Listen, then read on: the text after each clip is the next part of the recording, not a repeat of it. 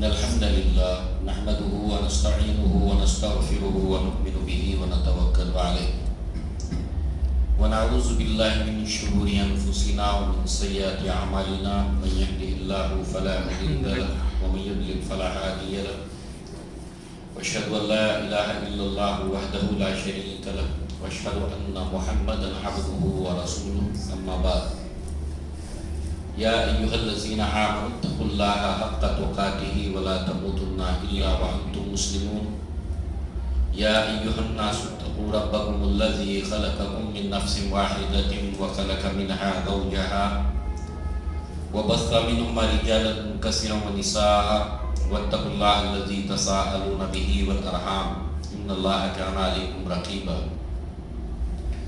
يا أيها الذين آمنوا اتقوا الله وقولوا قولا سديدا يصلح لكم أعمالكم ويغفر لكم ذنوبكم ومن يطع الله ورسوله فقد فاز فوزا عظيما فإن خير الحديث كتاب الله وخير الهدي هدي محمد صلى الله عليه وسلم وشر الأمور محدثاتها وكل محدثة بدعة وكل بدعة ضلالة وكل ضلالة في النار وقال الله تبارك وتعالى لقد كان لكم في رسول الله أسوة حسنة لمن كان يرجو الله واليوم الآخر وذكر الله كثيرا رب اشرح لي صدري ويسر لي أمري واحلل عقدة من لساني يفقهوا قولي اللهم أرنا الحق حقا وارزقنا اتباعه وأرنا الباطل باطلا وارزقنا اجتنابه آمين يا رب العالمين. سیرت النبی صلی اللہ علیہ وسلم کے سلسلے بیان میں معراج کے بعد کے واقعات کا سلسلہ شروع ہوا اور آج بھی اسی سلسلے کی ایک کڑی کو ہم سنیں گے. گزشتہ عنوان میں ہم نے جو باتیں سنی تھیں وہ اللہ کے نبی صلی اللہ علیہ وسلم کی اسرا اور معراج کا جو رد عمل تھا مکہ میں اس کو ہم نے سنا. کس طرح سے لوگوں نے اس کو ایک ایشو بنایا, ایک مدعا بنایا اللہ کے نبی صلی اللہ علیہ وسلم کو غلط ثابت کرنے کے لیے. پھر اہل ایمان کے ایمان میں اضافے کی بھی وجہ یہ بنا. اب جو معراج کے بعد جو حالات ہیں, واقعات ہیں جو اللہ کے نبی کے ساتھ, صحابہ کے ساتھ پیش آئے ہیں, اس کو سمجھنے سے پہلے 3 مشاہیر ہمارے اپنے ہی ملک سے معراج کے بعد کے اور معراج کو لے کر جو تبصرہ کیا ہے بطور خلاصے کے, اس میں صفی الرحمن مبارک پوری رحمہ اللہ, قاضی سلیمان منصور پوری رحمہ اللہ, مولانا ابوالکلام آزاد رحمہ اللہ. تو سب سے پہلے جو صفی الرحمن مبارک پوری رحمہ اللہ نے اس معراج کے بعد کے اور معراج سے منسلک جو ایک خلاصہ کلام کے طور پر 4 اقتباسات ہیں, 4 پیسیجز ہیں, اس کے خلاصے کو اگر سامنے رکھیں تو پہلا اس کا نقطہ یہ ہے کہ اسرا کا واقعہ سورہ بنی اسرائیل کی پہلی آیت میں ہے. آپ کہتے ہیں صرف پہلی آیت میں, ایسے سورہ بنی اسرائیل کو پڑھنے کے بعد معلوم ہوتا ہے سبحان الذی اسری بعبدہ لیلا من المسجد الحرام الی المسجد الاقصی الذی بارکنا حولہ لنریہ من آیاتنا انہ هو السمیع البصیر.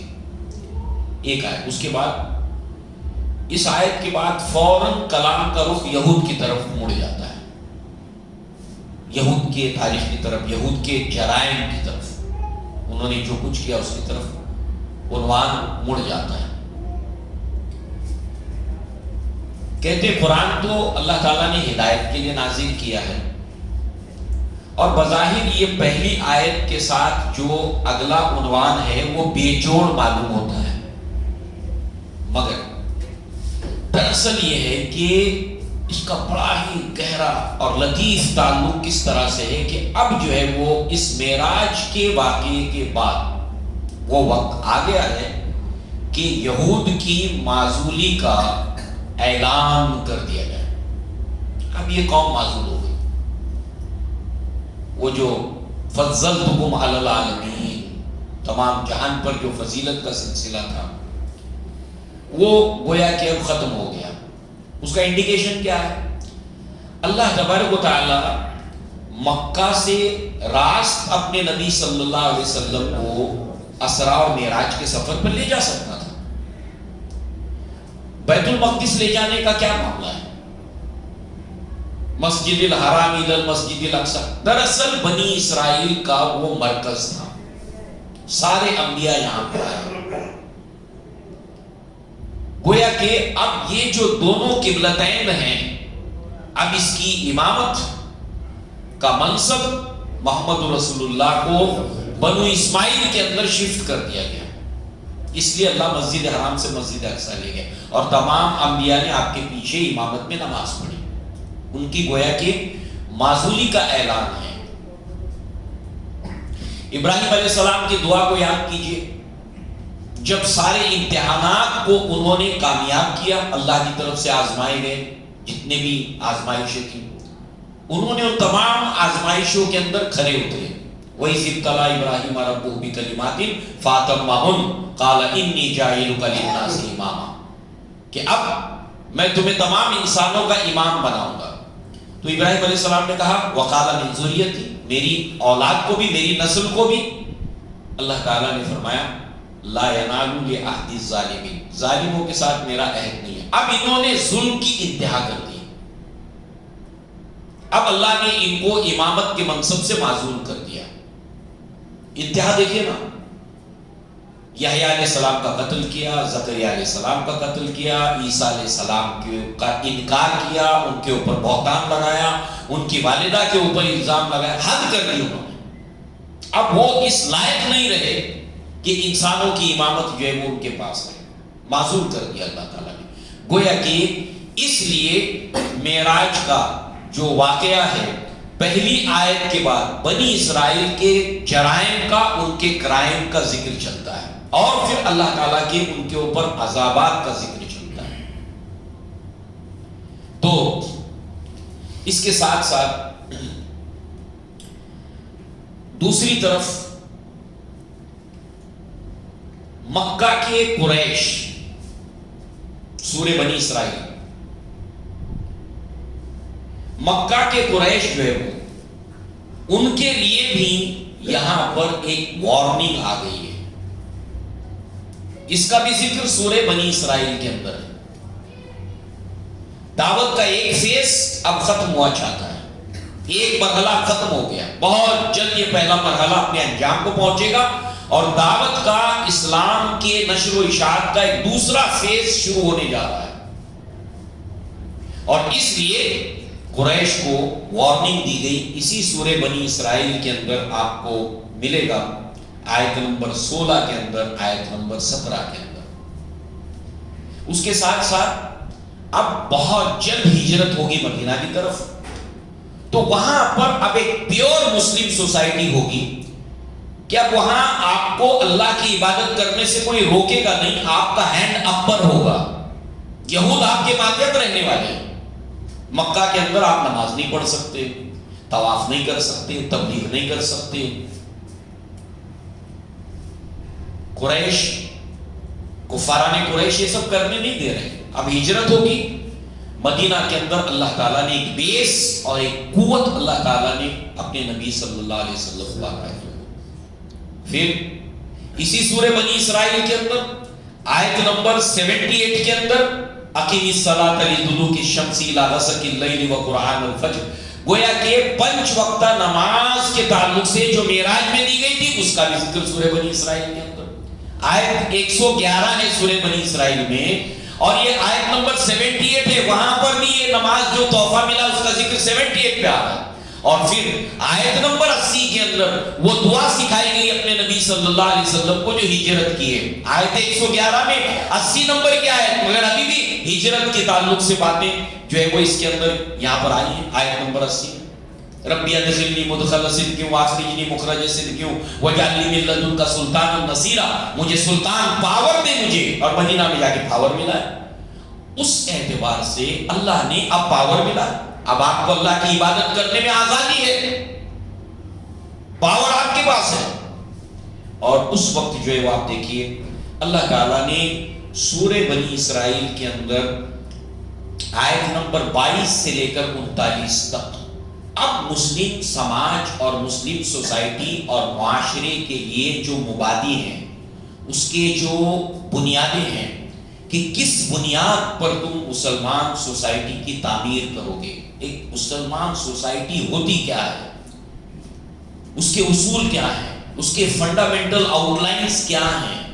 گویا اس اصول کی بنیاد کے اوپر اب مدینہ کے اندر تم ایک معاشرے کو جو ہے وہ معاشرہ تمہارا سامنے آئے اللہ کے اس دیے گئے اصول کے تحت. وہ بھی سورہ بنی اسرائیل میں. عائشہ صدیقہ رضی اللہ عنہ کہتی ہیں کہ مکہ میں کوئی شریعت نازل نہیں ہوئی، جو بھی شریعت نازل ہوئی مدینہ میں جانے کے بعد. اب گویا کہ ایک آزادی ملی، آزادی کی سانس لی، طاقت دی اللہ تعالیٰ نے. اور اس کے بعد جو ہے وہ اللہ نے یہ آیت نازل کی جو سورہ بنی اسرائیل میں 22 سے لے کر 39 تک ہے.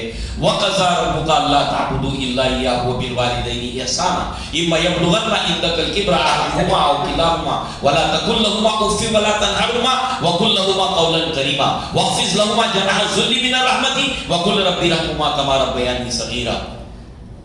اللہ کی توحید کے بعد والدین کا معاملہ، یہ فیملی انسٹیٹیوشن کی ایک لنک ہے. اولاد اور والدین، ان کے ساتھ تمہارا رویہ کیا ہو، اس لیے کہ فیملی لائف سے سوسائٹی بنتی ہے اور سماج بنتا ہے. اس کی ایک کڑی ہے پاسٹ جنریشن، ماں باپ اور اولاد، اور پھر اس کے بعد ذوی القربا، ادھر سے سسرالی رشتے، ادھر سے ماں باپ کی طرف کے رشتے. ان کے ساتھ تمہارا رویہ کیا ہوگا. یہ ابھی سماج فیملی سے ایکسٹینڈ ہوتا جا رہا ہے. گویا کہ یہ پوری سورہ بنی اسرائیل کو لے کر یہ چاروں اقتباسات پڑھنے لائق ہے. مولانا آزاد کا تبصرہ پڑھنے لائق ہے. اب آئیے صفی الرحمن مبارک پوری رحمہ اللہ کے بعد قاضی سلیمان منصور پوری رحمہ اللہ کے جو اس کو لے کر جو تبصرہ ہے اس کو ہم دیکھتے ہیں. پورا اقتباس میں آپ کے سامنے پڑھ دیتا ہوں ایز اٹ از جو ان کا ہے. اور مولانا ابوالکلام آزاد نے اس کو ایز اٹ از نقل کیا ہے، ایز اٹ از نقل کیا ہے. تو ظاہر سی بات ہے کہ مولانا آزاد جو ہے وہ بہت بڑے عالم دین تھے، بڑے سیرت نگار تھے. برسبیل تذکرہ آپ سنتے چلے. بہت بڑی بات، ایک بہت بڑا پلان یا ایک لائے عمل مولانا آزاد کا ایک خواب تھا، سپنا تھا. جانتے کیا تھا وہ سپنا؟ بہت بڑی بات ہے اس کے اندر، بہت بڑی بات ہے. اصل میں بہت جلد امت مسلمہ نے مولانا آزاد کو فراموش کر دیا، بہت جلدی. ایسا نہیں ہونا چاہیے، ایسا نہیں ہونا چاہیے.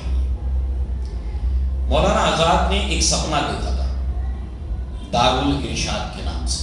انہوں نے کلکتہ کے اندر اس کے لیے جگہ بھی خریدی تھی، جگہ بھی لی تھی. وہ چاہتے تھے کہ وہ یہاں پر ایک ایسا ادارہ قائم کریں، ایسا انسٹیٹیوشن قائم کریں جو سیرت کے اوپر کام کرے. اللہ کے نبی کی امپورٹنس آف سیرت کو کیسے سمجھ رہے ہیں آپ دیکھیے. لائف آف پروفٹ محمد صلی اللہ علیہ وسلم کی امپورٹنس کو کیسے سمجھ رہے ہیں. تو دارالارشاد کے نام سے ایک ادارہ باقاعدہ انہوں نے اناؤنس کیا، کوششیں ہوئی،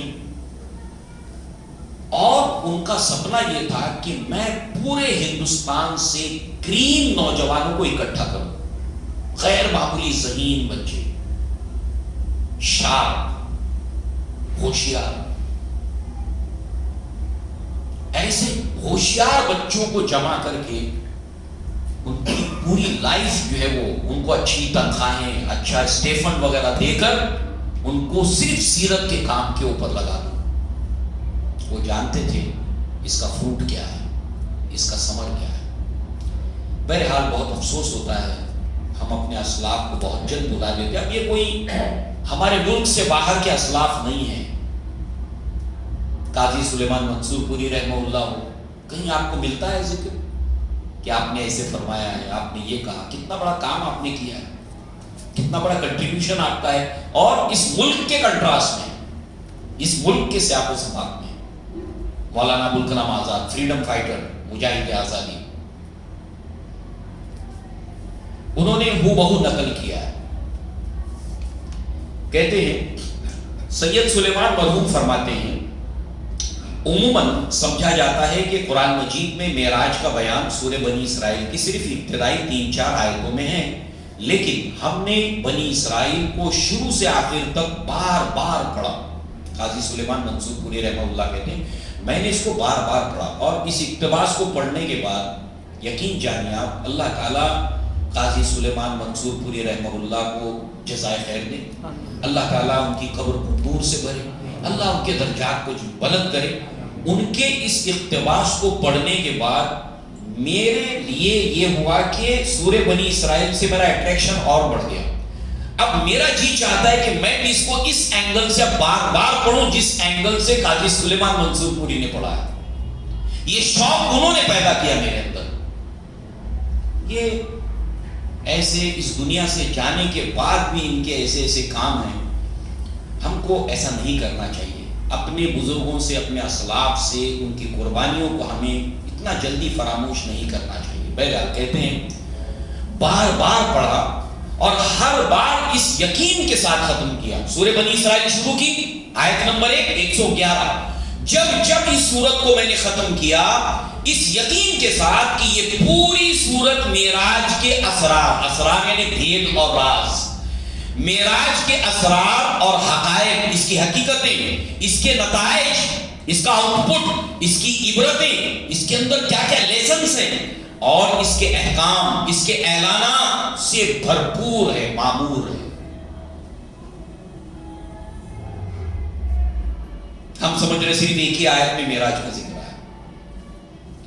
آگے کہتے ہیں پھر سید مرحوم مولانا آزاد کہتے ہیں پھر سید مرحوم اس سورت کے جلی عنوانات یعنی بالکل جو بین ہے، کلیئر ہے، بولڈ ٹاپکس، جلی ایک دم بولڈ ٹاپکس جو اس کے ہیں اس کا بیان کرتے ہیں۔ اس جلی عنوانات کو لکھتے ہوئے کہتے ہیں کہ جو خلاصتاً ذہن میں پیش کیے جاتے ہیں۔ پھر مولانا آزاد نے وہ ٹاپکس بتائے جو ایک دم بولڈ ٹاپکس ہے بنی اسرائیل میں۔ نمبر 1، حضرت صلی اللہ علیہ وسلم کا نبی قبلتین ہونا، مسجد اقصی، مسجد حرام، وہاں پر آپ نے نماز پڑھائی تمام انبیاء کو۔ نمبر 1 یہ عنوان ہے۔ نمبر 2 بنی اسرائیل کی مدت تولیت کا اختتام، اب وہ متولی نہیں رہے مسجد اقصی کے، ختم، ان کو ختم کر دیا گیا، اب مسلمان ہوں گے، اللہ کے نبی ہیں، دونوں قبلتین کے، دونوں جو ہے وہ قبلوں کے۔ قریش کے نام آخری اعلان، سورہ بنی اسرائیل آیت نمبر 8 سے لے کر 21 تک، یعنی آیت وائز بتایا ہے، آیت وائز یہ ٹاپک ادھر ہے، یہاں سے یہاں تک یہ ٹاپک ہے۔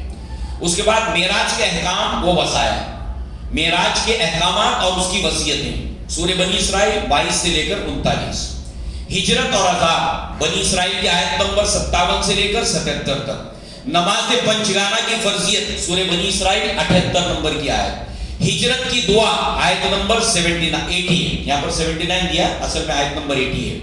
نبوت، قرآن، قیامت، معراج، معجزات، بنی اسرائیل آیت نمبر 82 سے لے کر 100 تک۔ حضرت موسیٰ علیہ السلام کے واقعات سے اجتہاد، اجتہاد کا مطلب اس سے دلیلیں پکڑنا، اس سے ثبوت لینا، اس سے گواہیاں لینا، موسیٰ علیہ السلام کے قصے سے، یہ آیت نمبر 101 سے لے کر لاسٹ۔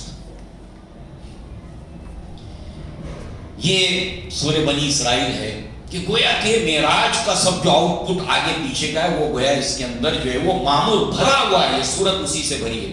اب اس کو لے کر ایک بہت زبردست روایت ہے بخاری کے اندر، اور عبداللہ ابن مسعود رضی اللہ عنہ کہتے ہیں کہ یہ اللہ کے نبی پر جو صورتیں نازل ہوئی ہیں، سورہ بنی اسرائیل، سورہ کہف اور سورہ مریم، یہ میرے قدیم خزانوں میں سے ہے۔ دیکھیے ان صورتوں سے عبداللہ ابن مسعود کو اٹریکشن دیکھیے، یہ اور ان صورتوں کی طرف اٹریکٹ کرتا ہے ہمیں کہ اس میں کیا ہے، کہ عبداللہ ابن مسعود کہتے ہیں کہ میرے قدیم خزانوں میں سے، اور بالکل ابتدا میں جب نازل ہوئی تھی اسی وقت میں نے اس کو حفظ کر لیا تھا، اور اس کے اندر جو اس کی جو شرح اس کی جو اس روایت کی جو شرح کی ہے شارحین حدیث نے، تو عتیق کا لفظ آیا. عتیق کہتے ہیں قدیم اور پرانے خزانے کو، اور قدیم پرانا عمدہ خزانہ وہ بہت قیمتی ہوتا ہے. پرانا خزانہ، قدیم خزانہ بہت قیمتی ہوتا ہے. تو میرے قدیم اور پرانے خزانوں میں سے، اور اس کے اندر جو ہے وہ عجیب و غریب واقعات ہیں. ابھی آپ دیکھیں سورہ کہف کے اندر کیسے واقعات ہیں. موسیٰ علیہ السلام اور خضر کا 309 سال تک سونے والے اصحاب کہف، عجیب واقعہ ہے. ذوالقرنین کا واقعہ، عجیب واقعہ ہے. 2 مردوں کا واقعہ، ایک باغ والا پیسے والا اور ایک پیسے والا نہیں تھا. 4 واقعات، 2 پہلے ہیں 2 بعد میں، اور بیچ میں ایک واقعہ آتا ہے وہ چھوٹا سا مختصر، ابلیس اور آدم کا، جو 7 جگہ ہے اس میں سے بنی اسرائیل سورہ کہف میں بس اتنا ہی آیا ہے، وَمَا كَانَ مِنَ الْجِنِّ، وہ جنوں میں سے تھا. اور سورہ بنی اسرائیل کے اندر بھی یہاں پر پہلے الگ الگ صورتوں میں آیا ہے آدم اور ابلیس کا قصہ. سورہ بقرہ میں آیا، اس کے بعد سورہ اعراف میں آیا، گیپ ہے بیچ میں. مگر یہ صورتیں کہ بنی اسرائیل میں بھی آیا، سورہ کہف میں بھی آیا. اور سورہ کہف کا ایک لفظ ہے جہاں پر بالکل مرکز آ جاتا ہے کانٹینٹ کا. پہلے کا قرآن سورہ کہف سے پہلے سینٹر کے اندر اس کا کانٹینٹ بالکل سینٹر میں اتنا، مڈل کے اندر آنے کے بعد سورہ کہف میں ہو. اور یہ دونوں صورتیں ہیں ایک کے بعد ایک، اور دونوں کے اندر بنی آدم اور ابلیس کا قصہ ہے. عجیب و غریب واقعہ. یہ سالونک عن روح، آپ سے روح کے بارے میں پوچھتے ہیں، سورہ بنی اسرائیل کے اندر ہے. پھر بنی اسرائیل کے اوپر اللہ تعالیٰ کے 2 عذابات کا ذکر بالکل ابتدا کے اندر ہے.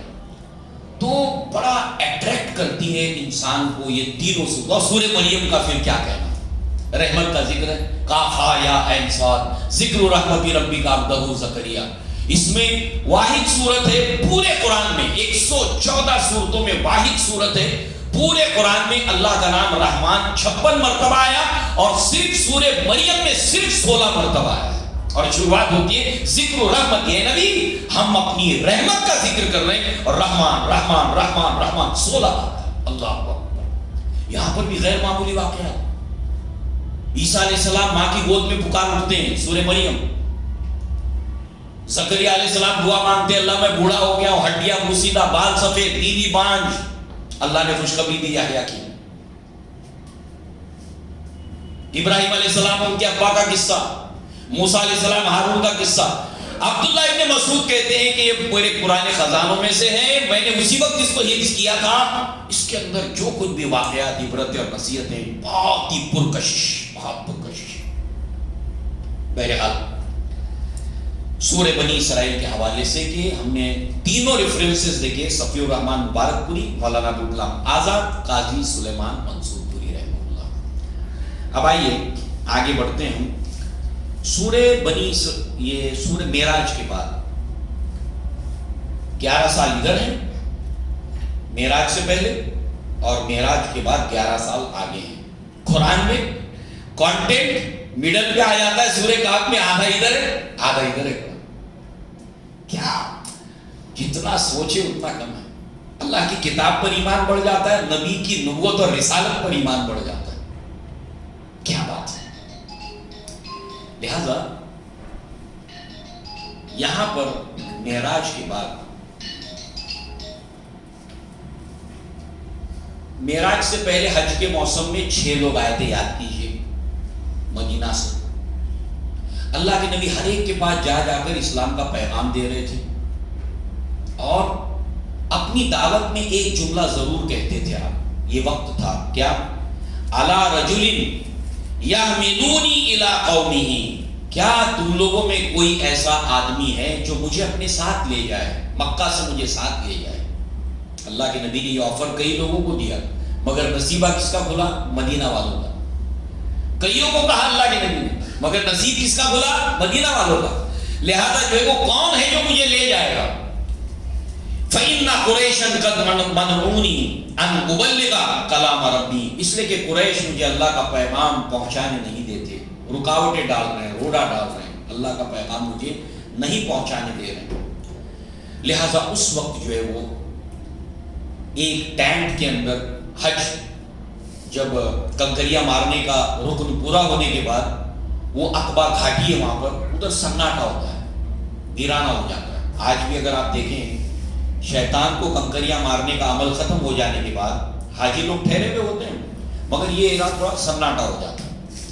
تو ایسے وقت میں اللہ کے نبی صلی اللہ علیہ وسلم وہاں پہنچے تھے، یعنی معراج سے پہلے 6 لوگ آپ کو ملے۔ کون کون تھے؟ اسد بن زرارہ، اوف بن حارث، رافع بن مالک، قطبہ بن عامر، عقبہ بن عامر اور حارث بن عبداللہ۔ یہ 6 لوگ اسلام لے آئے۔ اور بات کیا ہوئی تھی؟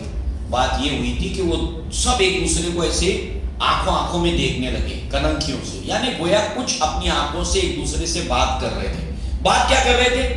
کہیں یہ وہی تو نبی نہیں ہے یہودی جن کو ہم کو جن کی دھمکی دیتے ہیں، ٹھیک ہے آج تم جو کرنا ہے کر لو، مگر وہ جو آخری ہمارا مسایہ آئے گا تو اس کے بعد تم ہم پر غالب نہیں آ پاؤ گے۔ تو یہ جو ہم کو دھمکیاں دیتے ہیں، کہیں یہ وہی تو نبی نہیں ہے؟ اس سے پہلے کہ وہ ایمان لے آئے، چلو تم ہی ایمان لے آؤ۔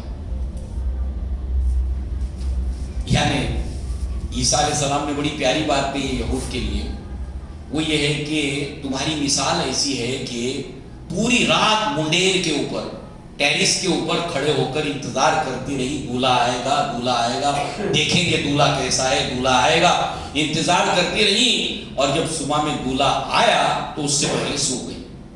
یہی معاملہ محمد صلی اللہ علیہ وسلم کے بارے میں یہود کا ہوا۔ یہ رہ گئے ایک طرف، ایمان لے آئے کون؟ آپ دیکھیے، جن کو دھمکیاں دیتے تھے وہ ایمان لے آئے۔ تو یہ 6 ایمان لائے۔ اب معراج ہو جاتی ہے، اور معراج کے بعد اب ہے 12واں سال، پھر حج کے اندر یہ 6 کے 12 ہو جاتے ہیں، اسلام لے آتے ہیں 6 کے 12۔ اس میں صرف پہلے 6 میں سے ایک شخص نہیں ہے، حارث بن عبداللہ، باقی پہلے کے 5 اور پھر 7 نئے لوگ اسلام کے ساتھ یہاں پر آتے ہیں ان 6 کی محنت کے نتیجے میں۔ ان میں کون کون ہے؟ اسد بن زرارہ پچھلی بار تھے، اوف بن حارث پچھلی بار تھے، معاذ بن حارث یہ پہلی بار آئے ہیں، یہ اس پچھلی والی ٹیم میں نہیں تھے، مطلب 6 میں نہیں تھے۔ رافع بن مالک پچھلی مرتبہ تھے۔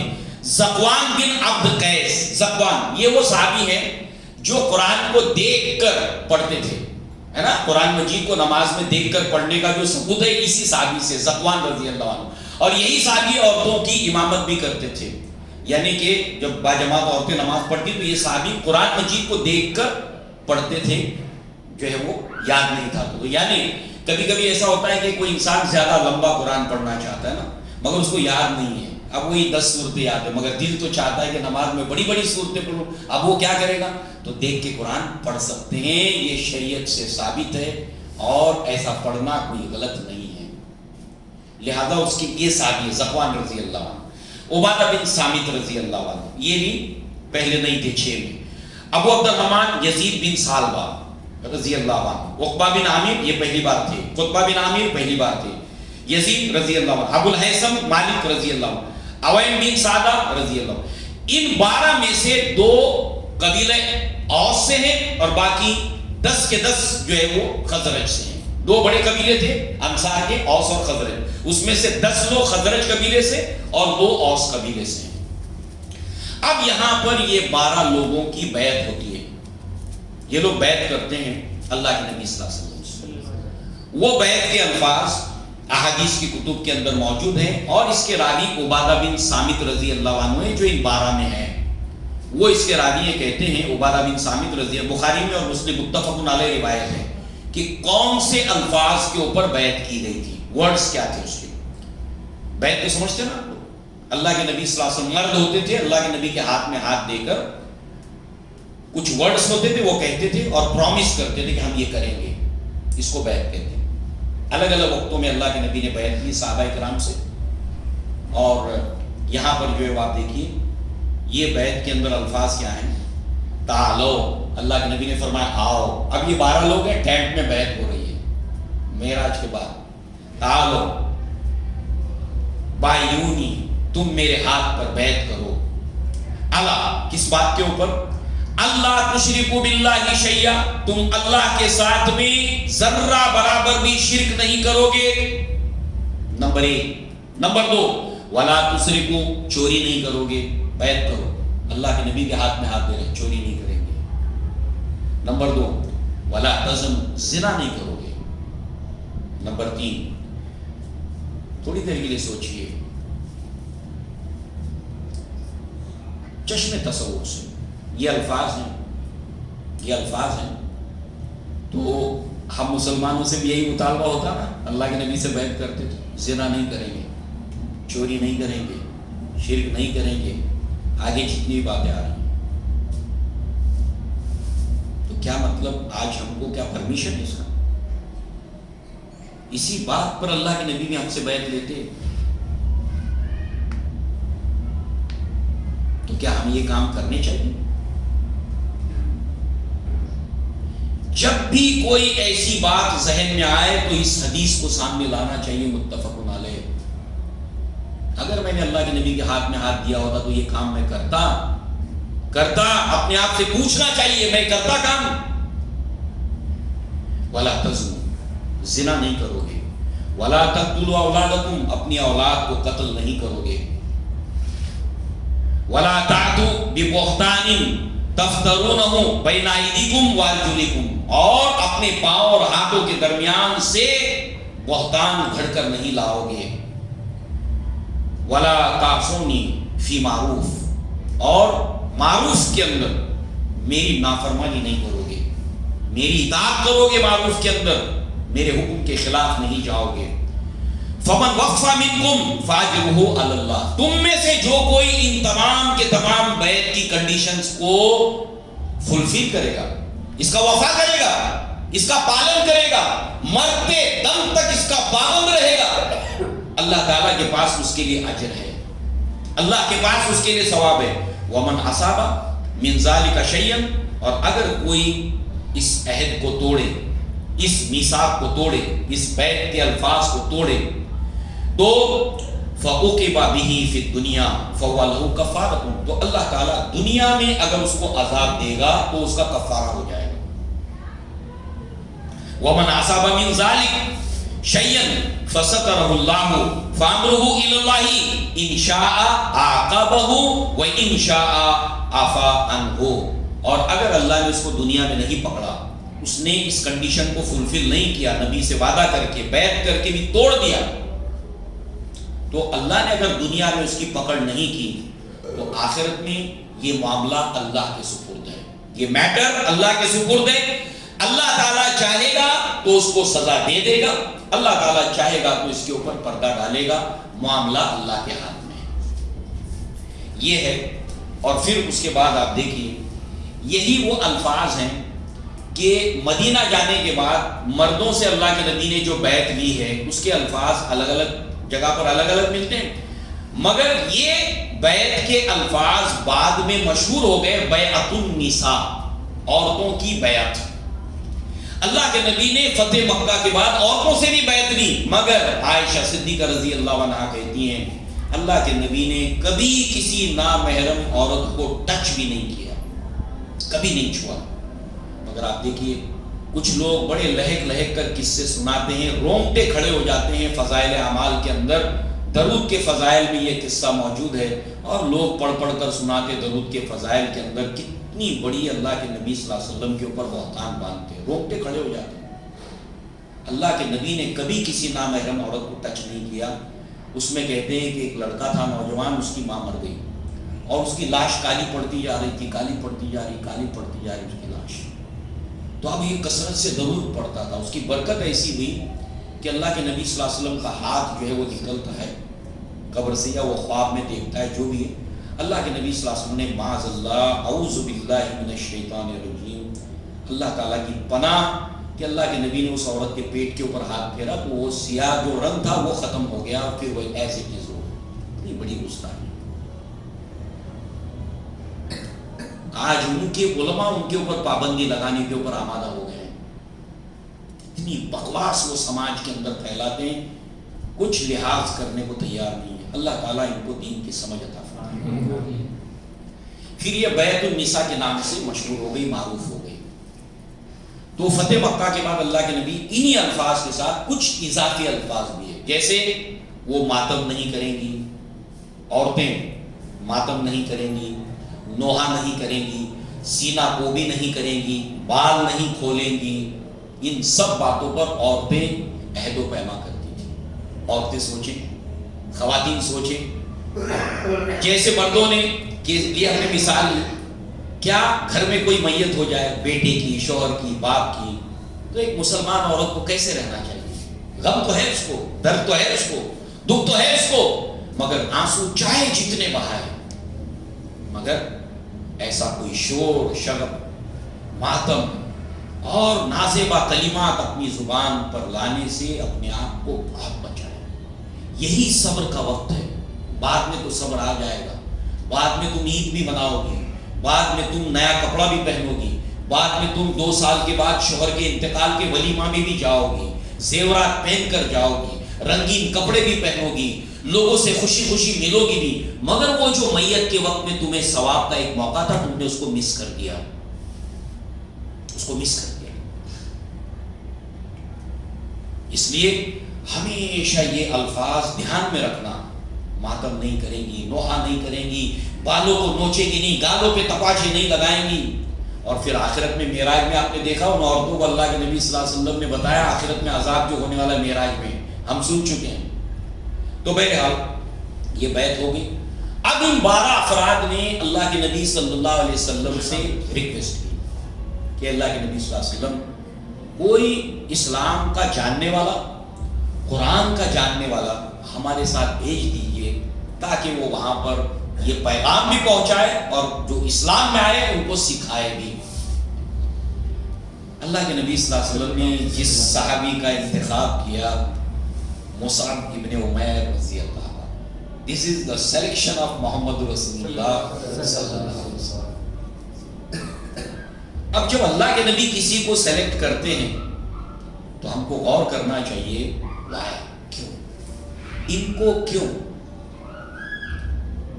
اور وہاں سے ہم ان کی زندگی میں جب داخل ہوتے ہیں، مصعب ابن عمیر کے نوجوان سنیں، مصعب ابن عمیر بہت ہی ہینڈسم صحابی تھے، گڈ لکنگ، بہت اچھے دکھتے تھے۔ نوجوانی میں بڑے ارمان ہوتے ہیں نوجوان میں، اپنے لباس کو لے کر، ڈریس کو لے کر، ہیئر اسٹائل کو لے کر، خوشبو کو لے کر، جوتوں کو لے کر، سینڈلز کو لے کر، وہ سارے شوق جو کسی نوجوان میں ہو سکتے ہیں، اور غریبی بھی نہیں ہے، بہت پیسے والے تھے، والد کا انتقال ہو گیا تھا مگر والد دولت بہت چھوڑ کے گئے تھے، اور اوپر سے ماں نور علی نور، ماں چاہتی تھی کہ 2 بھائی تھے، یہ لوگ اچھے سے اچھا کپڑا پہنیں، اچھا کھائیں۔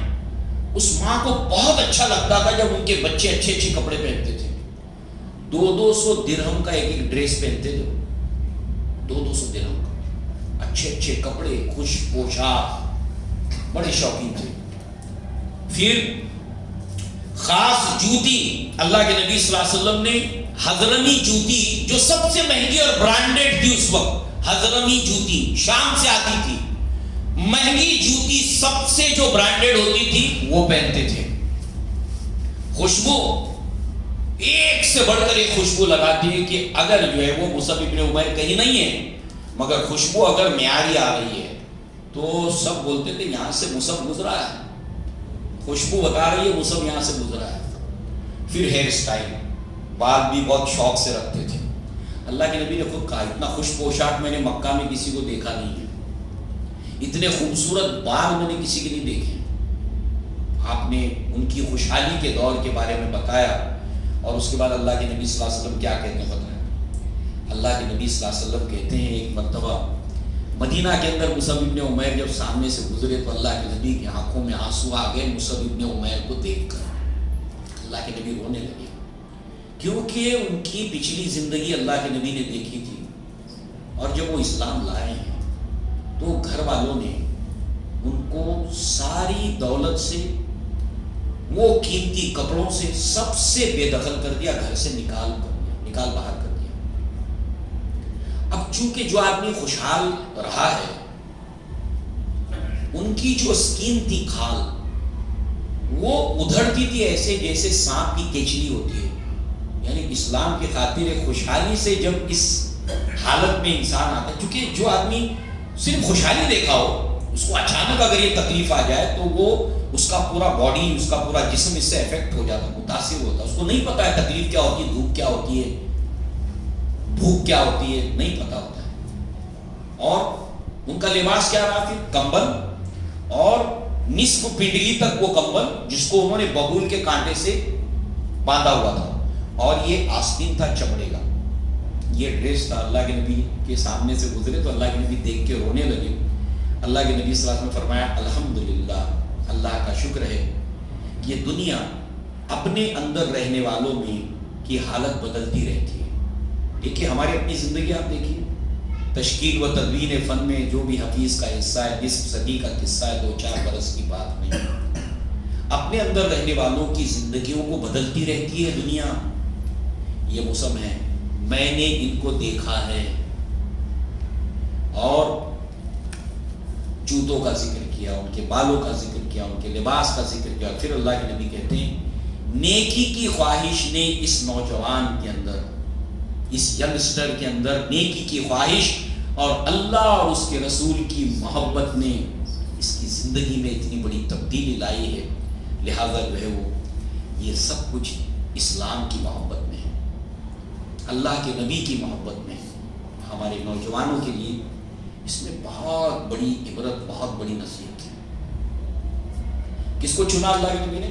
مصعب بن عبد الرحمن بن عوف. ان کو یاد کر کے اتنا روتے تھے، اتنا روتے تھے. جانتے کیوں روتے تھے؟ کیوں روتے تھے جانتے ہیں؟ اس لیے روتے تھے کہ عبد الرحمن بن عوف کہتے ہیں کہ دیکھو ہم نے تکلیفیں اٹھائیں اسلام کے لیے، مکہ کے اندر شروع میں بہت تکلیفیں اٹھائیں، مارے کھائیں، بے دخل کیے گئے دولت سے، سب کچھ ہوا، ہجرت کی تھی خالی ہاتھ. عبد الرحمن بن عوف کہتے ہیں مگر جب ہم لوگ مدینہ پہنچے تھے تو اس کے بعد دھیرے دھیرے اسلام کی جو خوشحالی آئی تو ہم نے اسلام کا یہ دور بھی دیکھا اور خوشحالی کا دور بھی دیکھا ہے. مگر کچھ صحابہ وہ ہیں جنہوں نے مکہ کے اندر صرف تکلیف کا دور دیکھا اور اس کے بعد ہجرت کے بعد میں وہ جلدی اس دنیا سے چلے گئے. انہوں نے اسلام کی خوشحالی کا دور نہیں دیکھا. اس کے اندر مصعب بن عمیر بھی تھے، مصعب بن عمیر بھی اس کے اندر تھے. یہ وہ صحابی رسول ہیں جو خوشحال تھے، اسلام کے لیے اس حال میں آئے، مگر اس کے بعد انہوں نے خوشحالی نہیں دیکھی. اس کے بعد خوشحالی نہیں دیکھی.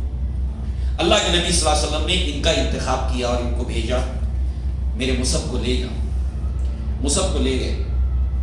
اس کے بعد جانتے ہیں مصعب بن عمیر نے یہ دار ارقم میں آنے کے بعد سے لے کر جو 4-5 سال میں اللہ کے نبی آئے سابقون الاولون میں، ان 13 ایئرز کے اندر، اور ہجرت تو 12ویں سال میں یہ صحابہ اکرام جا رہے ہیں، 12 صحابہ ان کے ساتھ یہ بھی جا رہے ہیں. 12 سال کے اندر انہوں نے یہ ہیئر سٹائل، یہ لباس اس سے اپنے ذہن کو ہٹا کر، بری بات نہیں ہے، اس سے ہٹا کر اپنے آپ کو اللہ اور اس کے رسول کی تعلیمات کے اوپر فوکس کر دیا. حافظہ بہت اچھا تھا، جینیس تھے، پوری طریقے سے اسلام کا علم حاصل کرنے کے لیے اپنے آپ کو جھونک دیا اور اب ایک ایسیٹ بن کر کھڑے ہو گئے اسلام کے لیے. جب 12 سال کے بعد ایسے کسی پڑھانے والے کی ضرورت پڑی، اللہ کے نبی نے کہا کہ لے کے جاؤ میرے مصعب کو. ایسے ہی ایک قبیلہ آیا تھا، کہا اللہ کے نبی کوئی اسلام سکھانے والا ہمارے پاس بھیجیے. اس وقت اللہ کے نبی صلی اللہ علیہ وسلم نے ابو عبیدہ ابن جراح کا ہاتھ تھامے ہوئے تھے. اللہ کے نبی صلی اللہ علیہ وسلم ابو عبیدہ ابن جراح کہتے ہیں یہ حاذا امین الامت، میری امت کے امین ہے، جاؤ میرے ابو عبیدہ کو لے جاؤ. ابن جراح لے کے جائے.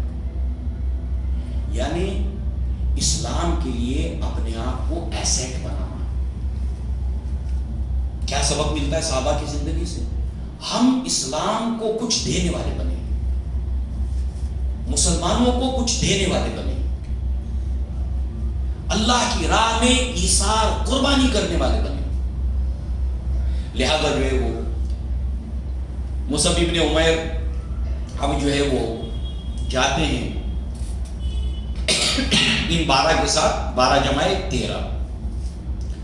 اس کے بعد جو ہے وہ وہاں پر جا کر آپ ان 12 صحابہ کے ساتھ میں اپنا کام شروع کر دیتے ہیں. اس کے 2 واقعات کو صرف ہم دیکھتے ہیں، صرف 2 واقعات. محنت دیکھے تیار ہوئے تھے نا، تعلیم دینے کے قابل ہوئے تھے. لہذا اللہ کے نبی کے تربیت یافتہ صحابی تھے. اللہ کے نبی نے جب مواخات کرایا، بھائی چارہ کرایا، مواخات ہم بار بار سن چکے یہ ٹرم، اس کا مطلب کیا ہوتا ہے؟ ایک مہاجر صحابی اور ایک انصار صحابی کا بھائی چارہ اللہ کے نبی نے کرایا۔ اللہ کے نبی نے ابو ایوب انصاری سے ان کا بھائی چارہ کرایا، جو میزبان رسول بنے ہجرت کے بعد۔ اللہ کے نبی انہی کے گھر میں ٹھہرے تھے، تو لہذا اللہ کے نبی نے ان سے ان کا بھائی چارہ کرایا۔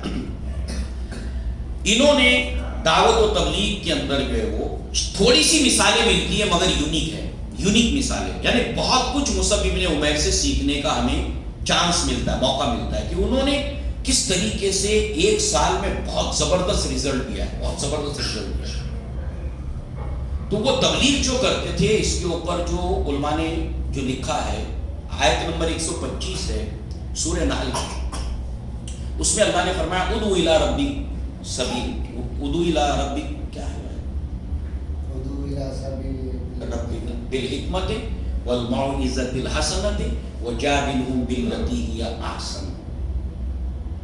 تین یہاں پر میتھڈز بتائیں، اللہ کی طرف بلانا لٹ مار کے نہیں، تم کو سننا ہے سنو، نہیں سننا ہے مت سنو، ڈانٹ ڈپٹ شروع سے لے کر آخر تک نہیں۔ ادعو الی سبیل ربک بالحکمت، وزڈم کے ساتھ، وہ باتیں جو انسان کے دماغ کو اپیل کرے، وہ باتیں جو انسان کے دل کو اپیل کرے، بالحکمت والموعظۃ الحسنۃ، وہ ایسا واعظ، ایسا سرمن جو دل کو نرم کر دے، موم کر دے، دل کو سافٹ کر دے۔ وَجَادِلْهُمْ بِالَّتِي هِيَ أَحْسَنُ، اور کبھی اگر مجادلہ اور آرگیومنٹ کرنے کی ضرورت پیش آئے تو مجادلہ احسن مجادلہ کر کے۔ یہ تینوں میتھڈز کو مصعب ابن عمیر نے استعمال کیا۔ لہذا اس کی مثالوں کے اندر جو ہے وہ، آئیے کچھ باتیں ہم دیکھیں کہ سعد ابن معاذ رضی اللہ عنہ یہ ابھی ایمان نہیں لائے ہیں، مگر یاد رکھیے انصار میں ان کا کتنا بڑا مرتبہ ہے۔ سعد ابن معاذ یہ وہ صحابی ہیں کہ جن کے جنازے میں فرشتے شریک ہوئے تھے۔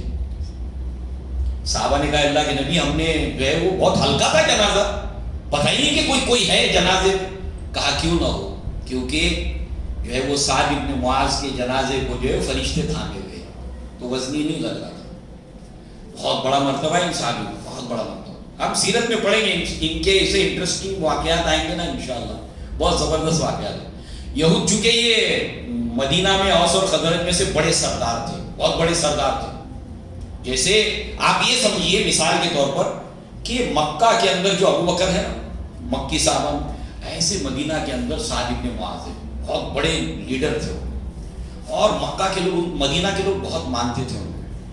اور ثقیفہ بنو سعدہ کے اندر جو اللہ کے نبی کے بعد جو امیر المؤمنین کی بات ہو رہی تھی، ان کا بھی نام اس کے اندر تھا، ریکمینڈڈ۔ تو آپ سوچئے کہ یہ کس کیلیبر کے صحابی ہیں۔ تو لہذا جو ہے وہ ابھی ایمان نہیں لائے سعد ابن معاذ، اور ان کے ایمان لانے کا صحرا مصعب ابن عمیر۔ اتنے بڑے صحابی کو ایمان لانے کا شرف ہوا، مصعب ابن عمیر سبب بنے۔ ہمارے نوجوانوں کے لیے بہت زبردست مصعب ابن عمیر کی زندگی میں نمونہ ہے۔ سعد ابن معاذ اور اسید بن حذیر، یہ دونوں ابھی ایمان نہیں لائے ہیں، دونوں باتیں کر رہے ہیں۔ ان کو کچھ بھنک لگی ہے کہ کچھ نئی باتیں نوجوانوں میں، یہ مہمان جو نیا آیا ہے وہ، اور ہمارے کچھ لوگ چلا رہے ہیں۔ اور وہ سردار تھے، لیڈر تھے، وہ یہ بھی دونوں بھی لیڈر تھے۔ تو سعد ابن معاذ نے اسید ابن حذیر سے کہا کہ اسید تم جاؤ اور دیکھو کہ یہ لوگ ہمارے نا بے وقوفوں کو، ہمارے کم عقلوں کو بے راہ کر رہے ہیں، بھٹکا رہے ہیں لوگ۔ تم ذرا اس کی خبر لاؤ، نوٹس لو اس کا اور معلوم کرو، اور دیکھو میں تم کو اس لیے بھیج رہا ہوں۔ کتنی یہ لوگ بہت ہی بات جو ہے نا بہت اچھی کرتے تھے، اور سمجھدار بہت تھے، لوگ بہت سمجھدار تھے۔ ہمارے یہاں پر بھی یہ آتا ہے کبھی مسئلہ، وہ کہہ رہے ہیں کہ دیکھو اسد جو ہے وہ اسد بن زرارہ جو اسلام لائے، یہ میری خالہ کا بیٹا ہے، رشتہ داری کی بات ہے، اس لیے تم کو بھیج رہا ہوں۔ یہ مت سمجھنا کہ میں تم کو آگے کر رہا ہوں، وہ میرے خالہ کا بیٹا ہے، میں بولوں گا تو رشتہ داری کی بات آ جائے گی، برائی آ جائے گی، اس لیے تم کو بھیج رہا ہوں، جاؤ تم۔ اور دیکھو اور تھوڑا ڈانٹنا ان کو اور اس کام سے روکو ان کو. اب یہ نیزہ اٹھاتے ہیں اسید ابن جو ہے وہ زرارہ، اسید ابن حضیر اپنا نیزہ اٹھاتے ہیں اور تیش کے ساتھ میں چل دیتے ہیں. یہ بھی سردار ہے، لیڈر ہے. اب جو ہے وہ جاتے ہی بیٹھتے بھی نہیں ہیں اور ایک کنویں کے پاس اس وقت مصعب ابن عمیر رضی اللہ عنہ اور اسید بن زرارہ، سعد بن زرارہ، یہ وہاں پر کنویں کے پاس بیٹھے ہوئے اور ایک صحابی ان کے ساتھ ہے، 3 لوگ بیٹھے ہوئے وہاں پر کنویں کے پاس. اور وہاں پر جو ہے وہ بغیر جو ہے وہ وہاں پر ان کو بیٹھے ہوئے ڈانٹ ڈپٹ شروع کر دیتے ہیں کہ تم نے ہمارے نوجوانوں کو، ہمارے کم عقلوں کو جو ہے وہ بہکانا شروع کر دیا، یہ کام چپ چاپ بند کرو اور یہ تمہارا معاملہ ختم کرو. یہاں مصعب ابن عمیر رضی اللہ عنہ جو ہے ان سے کہتے ہیں کہ ان کو جب آتے ہوئے دیکھتے ہیں تو اسید مصعب کو ایک بات کہتے ہیں کہ دیکھو اللہ کا نام لے کر بات رکھنا ان کے سامنے اور 2 ٹوک بات کرنا. 2 ٹوک کا مطلب ایک دم بیان، کلیئر، گچلک نہیں، 2 ٹوک، ایک گھاؤ 2 ٹکڑے، صاف صاف بات، کلیئر کٹ. اور یہ قوم کا سردار ہے، پوزیشن سمجھائی، یہ قوم کا سردار ہے، اگر یہ اسلام لے آیا اس کے پیچھے پوری قوم آئے گی. سمجھو بات کو، کیا بتا رہا ہوں، سمجھو بات کو. اس پر جو ہے وہ مصعب ابن عمر کہتا ہے اگر وہ بیٹھ کر سنے تو ضرور سناؤں گا، میں بیٹھے تو صحیح، سنے تو صحیح، ضرور سناؤں. معلوم کیا ہوا کہ کتنا بھی ٹیڑھا آدمی ہو، کتنا بھی ٹیڑھا آدمی ہو، تھوڑا سا بیٹھ کر سن لے، 5 منٹ سن لو بات. اللہ کے نبی یہی تو کرتے تھے نا، میتھڈ کیا نبی کا، کتنا بھی ٹیڑھا ہو ٹھیک ہے بھائی 5 منٹ کے لیے میری بات سنو نا، اچھا 10 منٹ سن لو میری بات، 5 منٹ سن لو، اگر تم کو نہیں سمجھ میں آئی تو انکار کر دینا، منع کر دینا، زبردستی نہیں، سن تو لو. یہ کیا ہوتا ہے، یہ دل کے اندر ایک انسان کے خیر خواہ ہونے کی علامت ہے.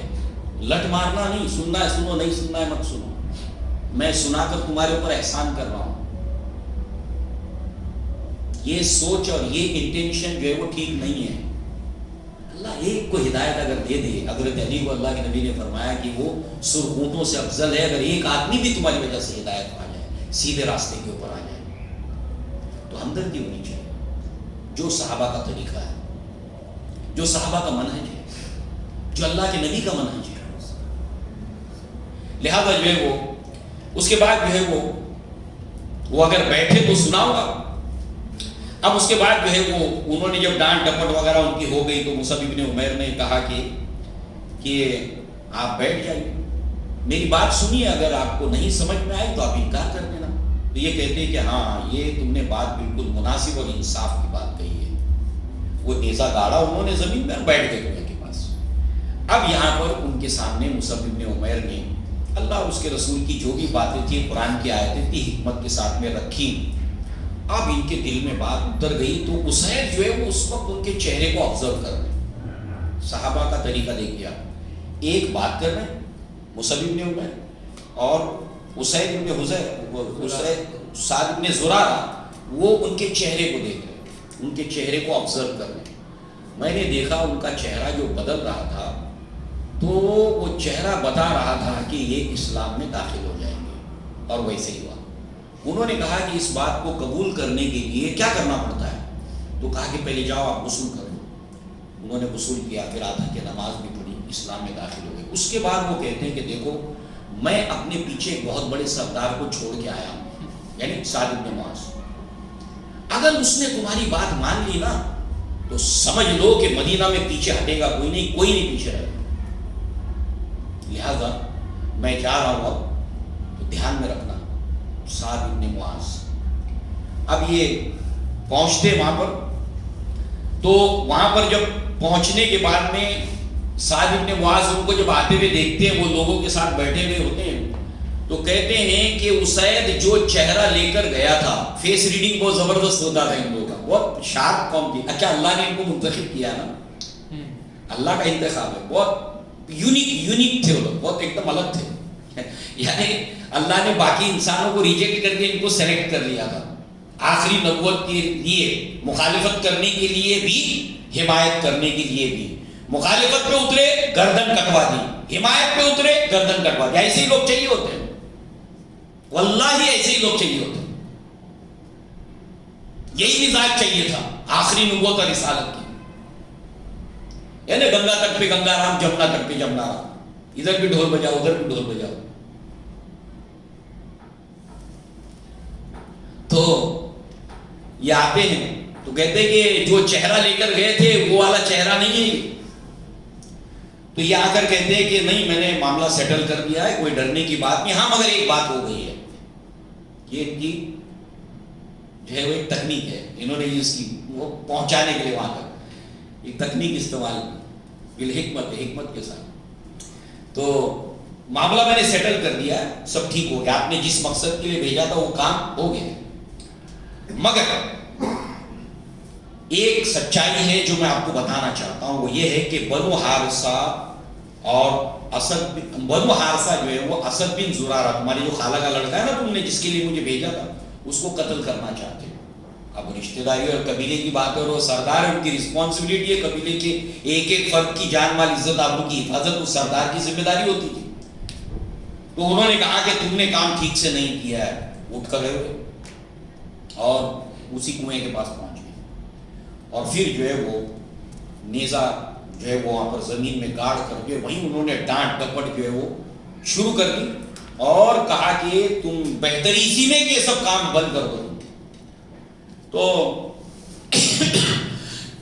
अपने साद बिन जुरारा को कहते हैं कि अल्लाह की कसम, साद सुनो, खाला का बेटा है ना, ऐ अबू उमामा, साद बिन जुरारा का की कुन्नियत है, ऐ अबू उमामा, अगर तुम्हारी और मेरी रिश्तेदारी नहीं होती ना तो तुम मेरी तरफ से जर्रा बराबर भी नरमी और नवाजिश नहीं पाते थे।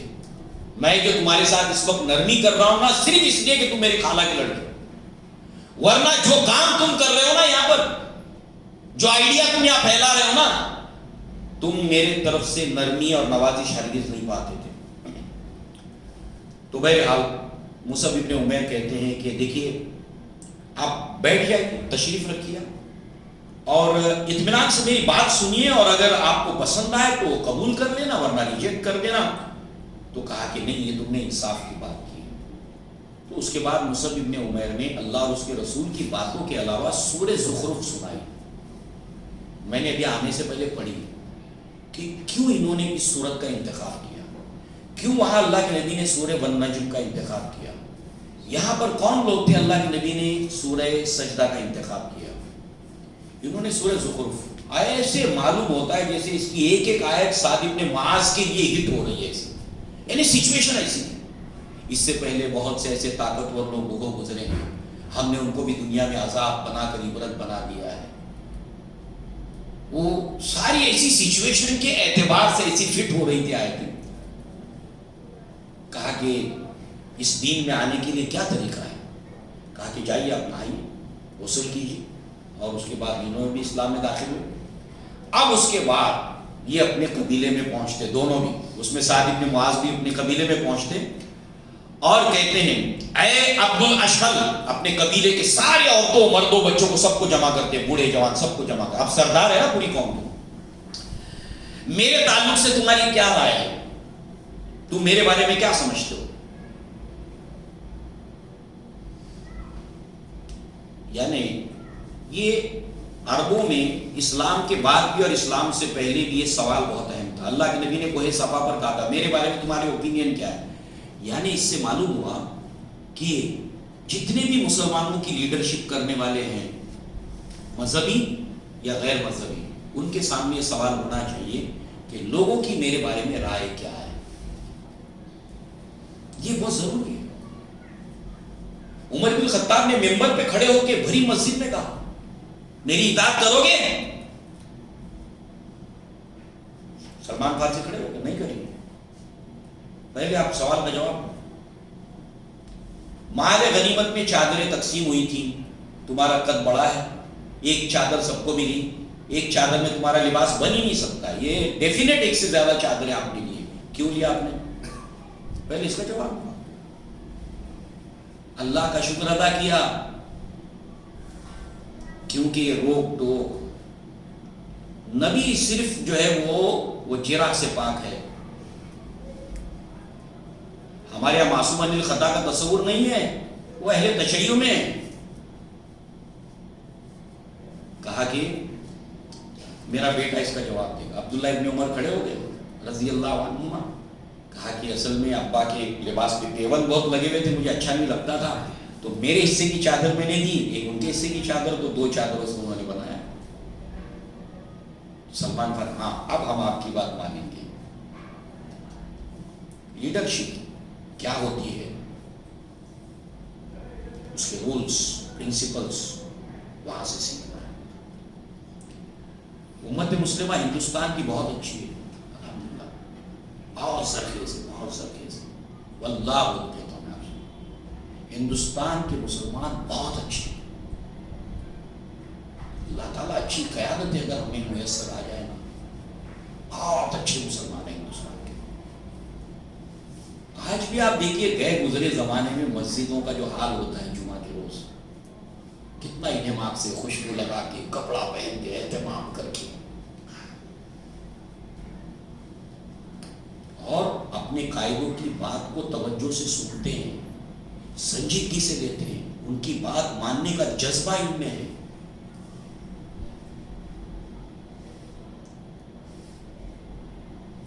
ہم ہر چیز میں منفی انداز میں نہ سوچیں، بہت اچھی ہے ہندوستان کے مسلمانوں کی عوام۔ آپ آبزرو کریں نا، آپ دیکھیے، اقبال نے ایسے ہی تھوڑی کہا ذرا نم ہو تو یہ کیا ہے، یہ مٹی ہے زرخیز ہے ساقی، اور زرخیز مٹی ہے واللہ۔ جو نیچر ہے نا ہندوستان کے مسلمانوں کا، بہت اچھا نیچر ہے۔ اللہ تعالیٰ اگر اس سے چیزیں ٹھیک ٹھاک بیٹھا دے تو انشاءاللہ اس قوم کے لیے جو اصلاح اور عروج کا معاملہ بہت آسان ہے۔ بہرحال جو ہے وہ انہوں نے کہا کہ میرے بارے میں تمہاری کیا رائے ہے؟ قوم نے جواب دیا آپ ہمارے سردار ہیں، آپ ہمارے لیڈر ہیں، آپ ہمارے قائد ہیں، اور سب سے بہتر ہے، سب سے بہتر ہوا یہ ہماری رائے ہے، اور آپ بہت اچھی سوچ والے انسان ہو، آپ کی سوچ خوب تر ہے، بہت اچھی سوچ ہے آپ کی،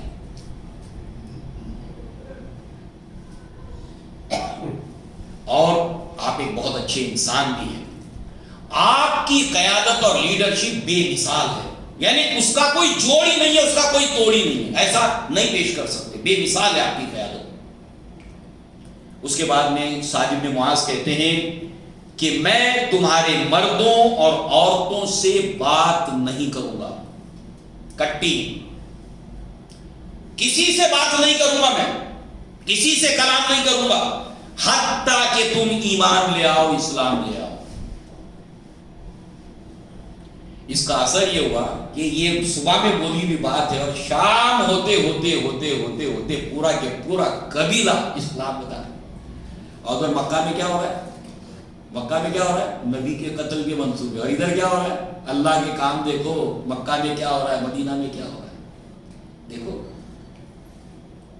کیسے چلتا ہے اللہ تعالیٰ کا نظام۔ وہاں پر نبی کے جان کے دشمن 100 اونٹوں کا انعام رکھے گئے ابھی نبی کے اوپر، ابو بکر کے اوپر، اور ادھر دیکھو ماحول۔ ایسے اللہ تعالیٰ دنیا میں حالات کو بدلتا ہے۔ ہاں، مایوس نہیں ہونے کا، اللہ پر بھروسہ، اللہ پر یقین۔ مسلمان مایوس نہیں ہوتا۔ ارے جس کا مالک اللہ ہو کیسے مایوس ہوگا، کیسے مایوس ہوگا؟ اور جو اللہ کو اپنا مالک نہیں مانتا اس سے بڑا بد نصیب کوئی ہے، چاہے پوری دنیا کا بادشاہ بن جائے نا، پوری دنیا کا بادشاہ بن جائے، اس سے بڑا بد نصیب ہے کوئی؟ شام ہونے پر سوائے کچھ لوگوں کو اور کچھ 1-2 قبیلوں کو چھوڑ کر، جیسے 1-2 قبیلوں کے اندر جو ہے وہ اس کے اندر بنو ختمہ ہے، بنو وائل ہے، بنو امیہ بن زید، ایسے 2-3 قبیلے تھے، اور کچھ اشخاص تھے۔ اس کے اندر ایک شخص ہیں جن کا نام ہے یہ صحابی رسول، ہاں، ان کا عمرو بن ثابت، یہ ایک صحابی بعد میں ایمان لائے، یہ ایمان نہیں لائے تھے اس وقت، یہ نہیں لائے تھے ایمان۔ ان کا لقب ہے اسیرم۔ یہ صحابی کون ہے بتایا؟ یہ غزوہ احد میں ایمان لائے، یعنی ہجرت کے 3 سال، 3 سال تک ایمان نہیں لائے، احد سے پہلے جسٹ ایمان لائے۔ کتنا پہلے معلوم ہے؟ یعنی اللہ کے نبی احد کے لیے جنگ کے لیے نکلے ہیں، اس وقت یہ صبح میں ایمان لائے حسین، یعنی فجر کی نماز کے وقت وہ مسلمان نہیں تھے، اللہ کے نبی صبح میں جب نکلے ہیں احد کی طرف تب یہ اسلام لائے، اسلام لائے، جنگ میں شہید ہوئے، کلمہ پڑھ لیا، مگر ابھی نماز ایک بھی نہیں ہوئی، ظہر کی نماز کے آنے سے پہلے شہید ہو گئے، ایک بھی نماز نہیں پڑھی، ایک بھی نماز نہیں پڑھی انہوں نے۔ اللہ کے نبی نے کیا فرمایا؟ اللہ کے نبی نے ان کی شہادت کے اوپر فرمایا عملا قلیلا واجرا کثیرا، عمل تھوڑا اور اجر بہت زیادہ۔ تو یہ وہ صحابی ہیں جنہوں نے ایک بھی وقت کی نماز نہیں پڑھی ہے اور جنتی ہے اور صحابی رسول ہے۔ کتنا کم وقت، اور یہ بھی نصیب کی بات ہے، اور موت شہادت کی ہے۔ بہرحال جو ہے وہ اس طرح سے یہاں پر ایک ماحول بن گیا، اور اب 13واں سال ہے، حج کے لیے پھر آتے ہیں، مگر پہلی بار 6، دوسری بار 12 اور تیسری بار 73 to 75 لوگ، اس میں عورتیں بھی ہیں، 2-3 عورتیں بھی ہیں، 75۔ کون؟ اسید بن اسد بن زرارہ، مصعب بن عمیر، سعد بن معاذ، ان کی لگاتار دن رات یہاں پر یہ جو محنتیں ہیں اسلام کے لیے وہ رنگ لائیں، انشاءاللہ اللہ کے نبی صلی اللہ علیہ وسلم کی سیرت کے سلسلے کو ہم آگے جاری رکھیں گے۔ اقول قولی ھذا واستغفر اللہ لی ولکم ولسائر المسلمین والمسلمات وآخر دعوانا الحمدللہ رب العالمین۔ السلام علیکم ورحمۃ اللہ۔ وعلیکم السلام ورحمۃ اللہ۔